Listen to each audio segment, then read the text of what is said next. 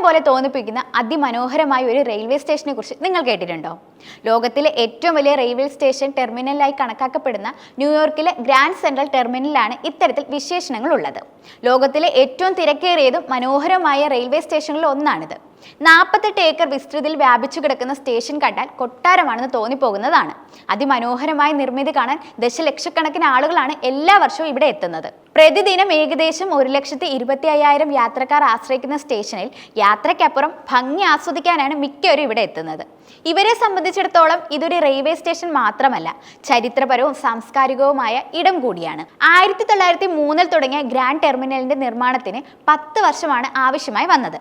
എന്നിരുന്നാലും നിർമ്മാണം പൂർണ്ണമായും പൂർത്തിയാക്കുന്നതിന് മുമ്പ് തന്നെ 1913 ഫെബ്രുവരി 2 ടെർമിനൽ പൊതുജനങ്ങൾക്കായി തുറന്നു കൊടുക്കുകയും ചെയ്തിട്ടുണ്ടായിരുന്നു.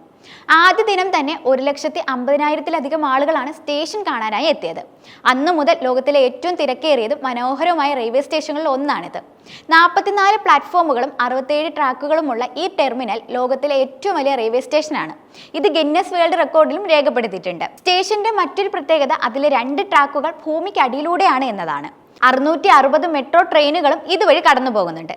ഗണ്യമായ തിരക്ക് മൂലം കളവും സാധനങ്ങളും നഷ്ടപ്പെടുന്നതുമെല്ലാം ഇവിടെ സ്ഥിരമാണ്. അത്തരത്തിൽ ഏകദേശം 19,000 വസ്തുക്കളാണ് പ്രതിവർഷം സ്റ്റേഷനിൽ വെച്ച് ആളുകൾക്ക് നഷ്ടപ്പെട്ടിട്ടുള്ളത്.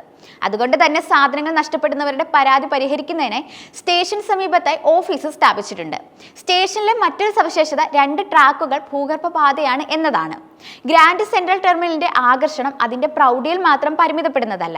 നിരവധി ഹോളിവുഡ് സിനിമകളുടെ പ്രിയപ്പെട്ട ഷൂട്ടിംഗ് ലൊക്കേഷൻ കൂടിയാണിത്. നിരവധി പ്രശസ്ത സിനിമകൾ ഇവിടെ ചിത്രീകരിച്ചിട്ടുമുണ്ട്. പ്രധാന ഹാളിൽ സ്ഥിതി ചെയ്യുന്ന 4 ദിശകളിൽ നിന്ന് കാണാൻ കഴിയുന്ന ഓപ്പൺ ക്ലോക്കാണ് സ്റ്റേഷന്റെ മറ്റൊരു ആകർഷണം. കൂടാതെ സഞ്ചാരികൾക്കും വിനോദസഞ്ചാരികൾക്കും ഒരു ജനപ്രിയ മീറ്റിംഗ് പോയിന്റ് കൂടിയാണിത്. ഈ സ്റ്റേഷനിൽ വാൾഡോർഫ് അസ്റ്റോറിയ ഹോട്ടലിന് താഴെ ഒരു രഹസ്യ പ്ലാറ്റ്ഫോം കൂടി സ്ഥിതി ചെയ്യുന്നുണ്ട്. മുൻ US പ്രസിഡന്റ് ഫ്രാങ്ക്ലിൻ ഡി റൂസ്വെൽറ്റിനായി പ്രത്യേക രൂപകൽപ്പന ചെയ്ത ഈ പ്ലാറ്റ്ഫോം വഴിയാണ് അദ്ദേഹം പുറത്തു കടന്നിരുന്നത്. ഈ കവാടം പൊതുജനങ്ങൾക്കായി ഇതുവരെ തുറന്നു നൽകിയിട്ടില്ല.